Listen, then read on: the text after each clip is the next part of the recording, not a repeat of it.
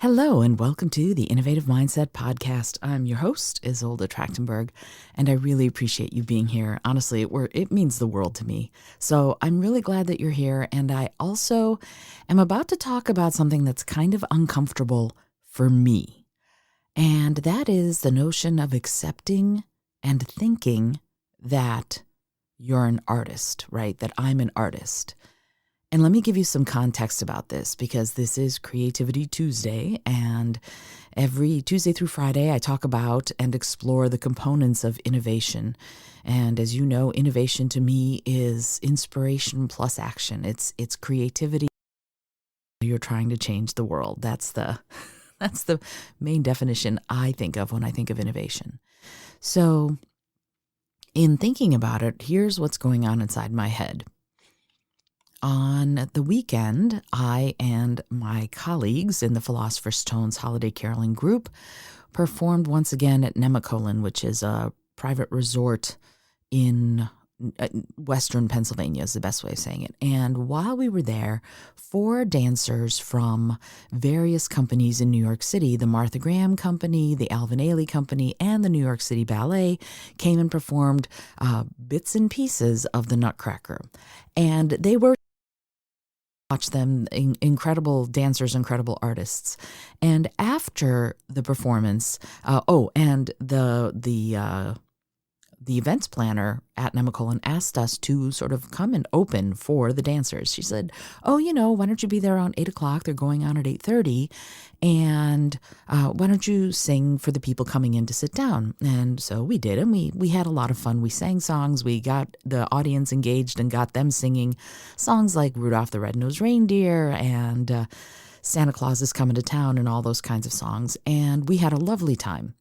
And after that, we all went to the bar and we noticed that the dancers were there too. And one of the dancers, a woman named Anne, who is from the Martha Graham Dance Company, and she was amazing. I mean, they were all amazing. She was particularly incredible to watch. She came over and we started chatting, and she said that next year they're talking about what are the possibilities for us to maybe collaborate a little bit more and make an evening of music. And she said, an evening of music and dance, I should say. And she said, it was so amazing to see other artists already here and sort of setting up the vibe for us. It was really great. And as she said that, to her, it was sort of a throwaway line. And to me, I went, oh, she means us. She means me. And it's really funny to me how no matter how creative I am, no matter how artistic I am, I have trouble with that moniker. I have trouble calling myself an artist. How bizarre is that, right? I've written books, I paint and I draw, and I make music, and I talk about creativity and innovation. And yet when it comes right down to it, I go, oh, I am not an artist. What a ridiculous thing to think. And it's interesting how accepting that will probably change my life. I have a feeling it will once I finally go, yes, I am an artist. But for right now, I'm in this place of like, oh boy, I don't know. And it made me wonder how many of you, if you're out there and you're listening, how do you feel about that? Are you in that same boat? Are you an artistic, creative person who shies away from calling yourself an artist? And if so, why? Why do we do that? Artists are everywhere. We are all creative. We are all artistic. I've talked about this before. You've heard me. If you're a longtime listener of the show, you've heard me talk about the fact that I think we're all innately creative. We all have this incredible ingenuity. It's just some of us use it in one way and some of us use it in another way. And some of us stop using it for various reasons as we get older. But we all start out with some sort of innate, intrinsic, creative genius. And it would be really great if we could follow through on that and keep doing more of it, because I think, I think creativity will save the world. You know that.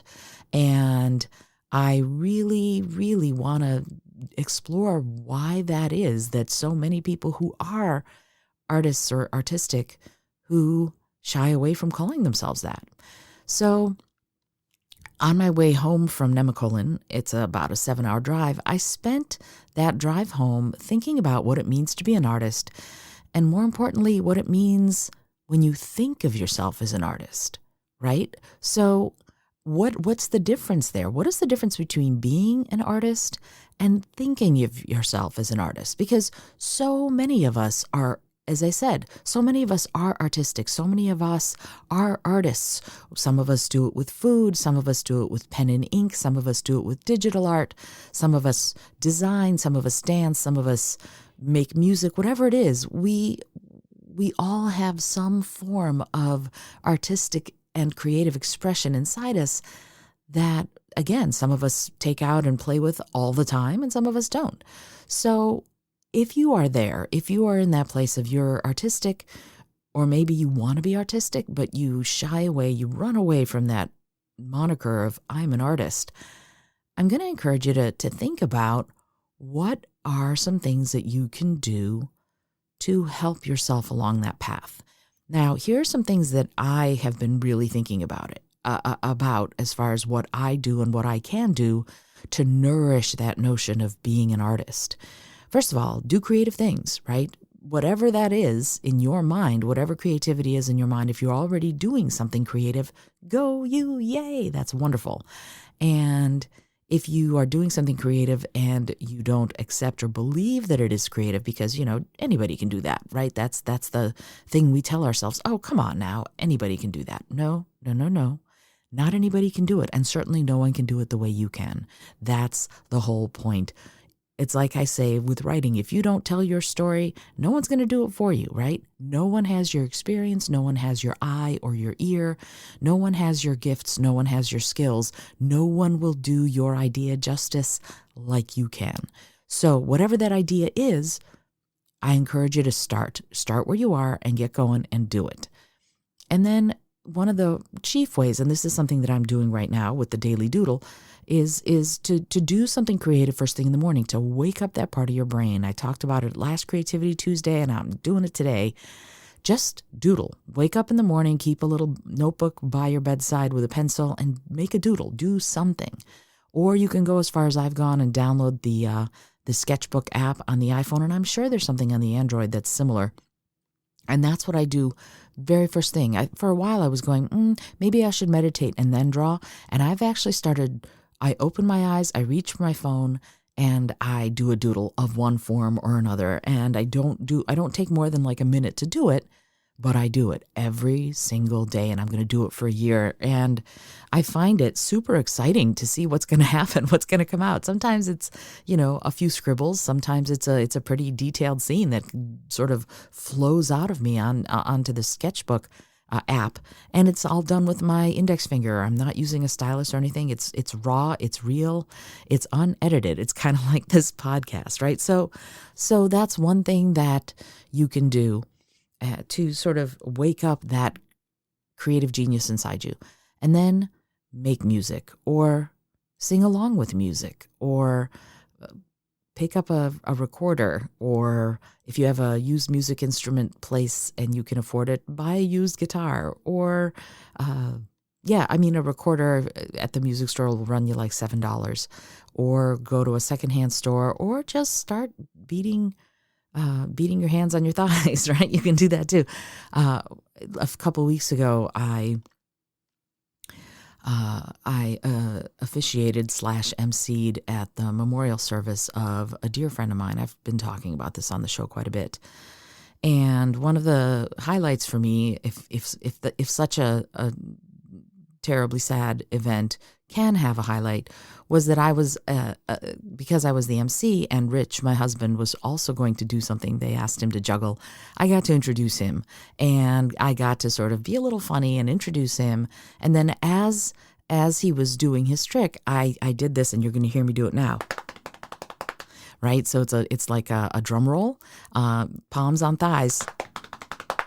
And I got the entire congregation, all the people who were there, 300 or so of us were doing a drum roll before Rich did his big trick. You can even do that. You don't have to.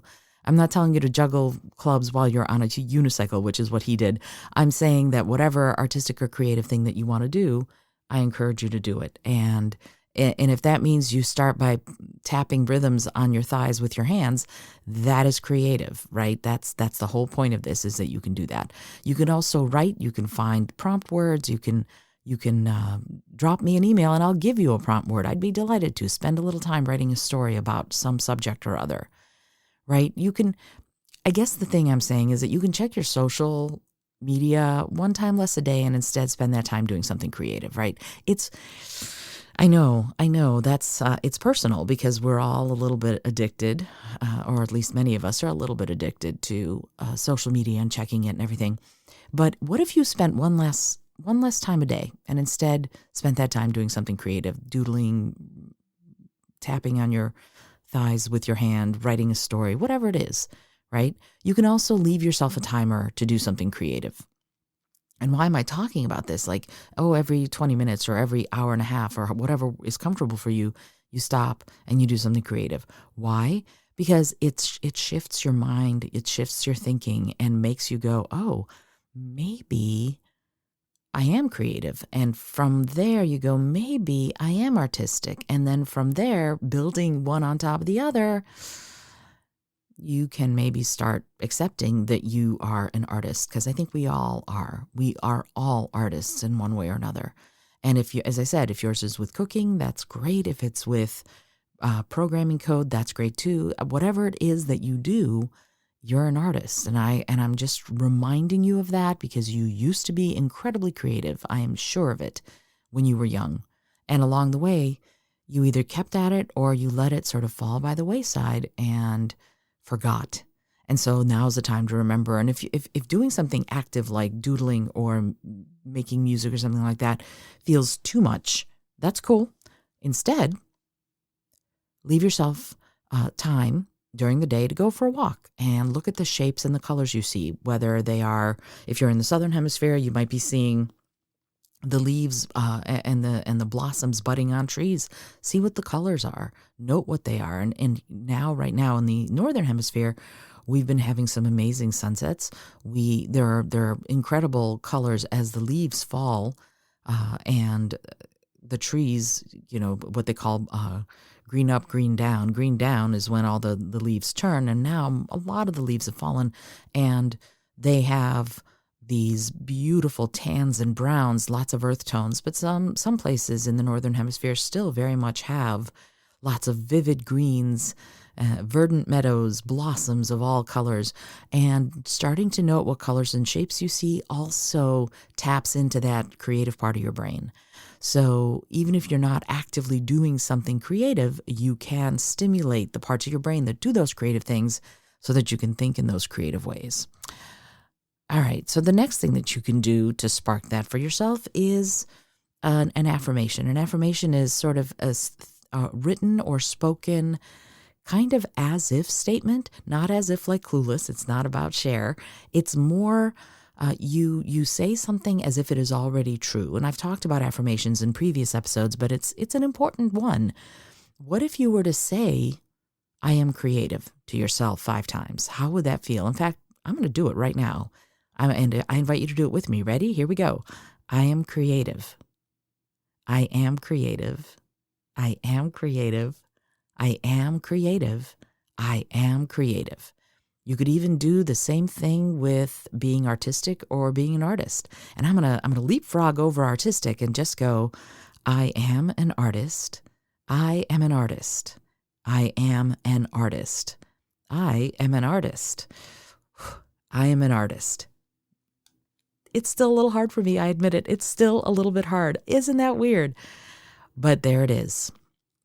So I give you leave to to be awkward about this. It's okay if you're awkward, but I urge you and encourage you to keep going and keep trying, because it will eventually not feel so weird and awkward to talk to yourself and say, I am an artist.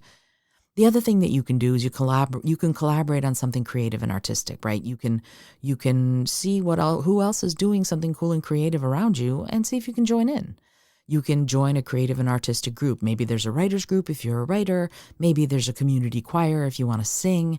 Maybe there are other people who want to do a drum circle. Back in Greenbelt, Maryland, many, many years ago, I wanted to get better at drumming. I'm a musician, but I have a terrible sense of rhythm.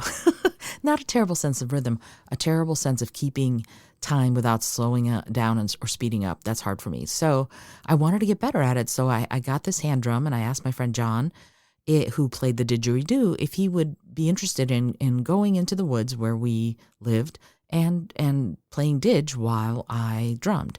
And we invited a few other people, and all of a sudden we had what became the Greenbelt Drum Circle, and we played at weddings, we played at various town events, and it became this thing that we did often. And at the local cafe, the New Deal Cafe, we were there playing drums many Sundays over the years. And yes, my rhythm improved. I'm still not as thrilled with it as I could be, but the point is that lots of people joined in. People who never thought that they would become drummers became incredible drummers because they fell in love with it. So that's another thing that you can do. And you have to remember that this kind of stuff is good for you, and it keeps your brain and body more active. Plus, art in various ways uses multiple parts of your brain all at once, which the NIH says is good for you. So when you're making music, there's studies that tell you, and that the NIH has said, basically when you sing or play a musical instrument, you're firing up basically all four hemispheres of your brain. You have to fire up the language, you have to fire up the creative, you have to fire up muscle memory, you have to fire up memory, language memory, and the notion of the decision making in the frontal cortex. So there's incredible brain activity going on when you're playing a musical instrument, for example. But the same thing can be said for writing and other things too. Now, what do you do if you want to be more creative at work? That's another good question, isn't it? At work, if you want to explore that artistic side, if you can, ask to be put on projects where you can use that creative brain of yours. See if there's something going on where you can add your ideas, where you can maybe implement some of somebody else's ideas, but in a creative way. Or you can volunteer to be on committees that do creative things. Everything from decorations for the holiday party to figuring out the new company logo. If you can be in the room where it happens, to quote Lin-Manuel Miranda's Hamilton, then you will eventually get more and more exposure to and sort of become accepting of your artistic side. And sometimes leaders forget that they're creative too. So if you're not in a traditionally artistic field, you can find what is creative about what you do. You can play on Canva. You can make your holiday cards this year. I know it's probably a little late, but just maybe next year. You can do something creative again, like the Daily Doodle on Sketchbook, or go old school and use a piece of paper and pencil, right? And if the person who is your boss or your boss's boss or the big boss, they're probably creative too. And it's something that if you wanted to bring that up and say, hey, what if we were to do something company-wide that would be more creative, like hold a workshop or, hey, and if you decide you want to do that, I lead creativity workshops. So you can feel free to get in touch with me.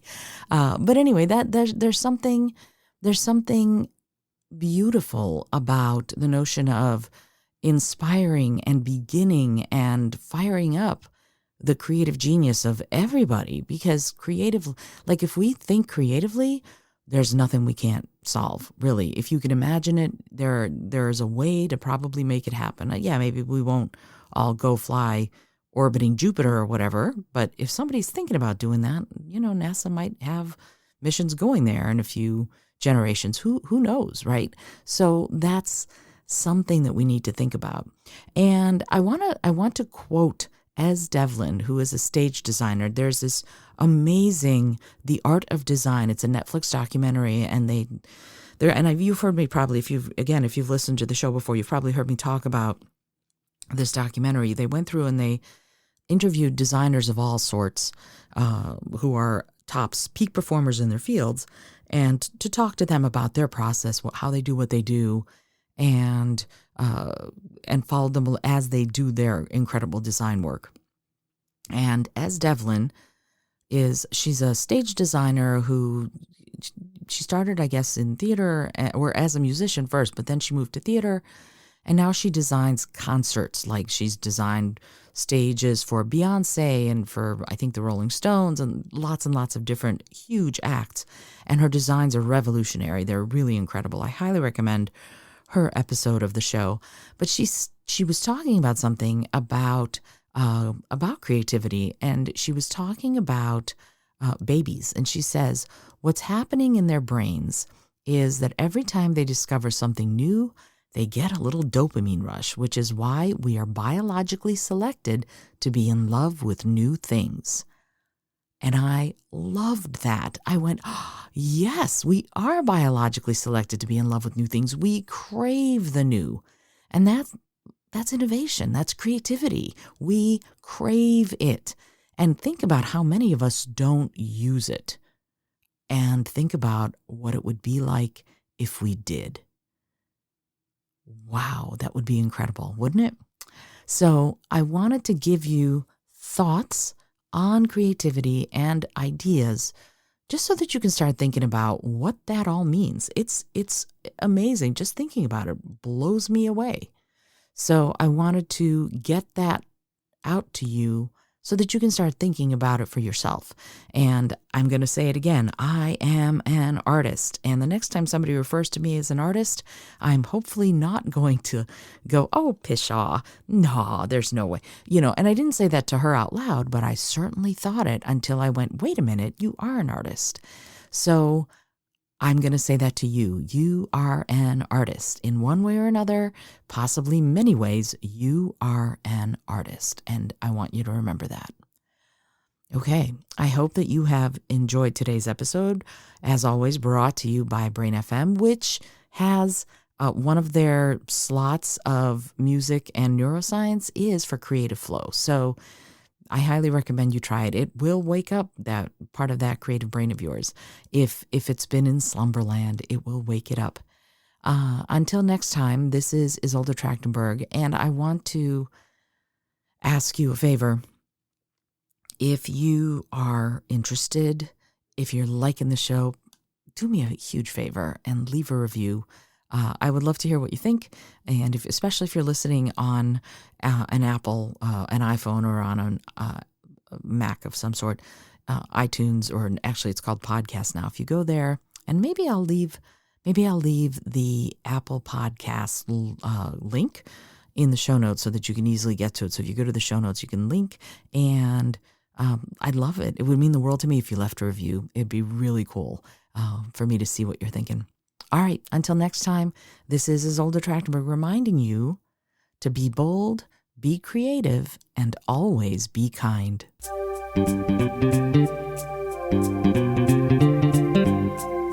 Thank you so much for joining me today. I really appreciate you being here.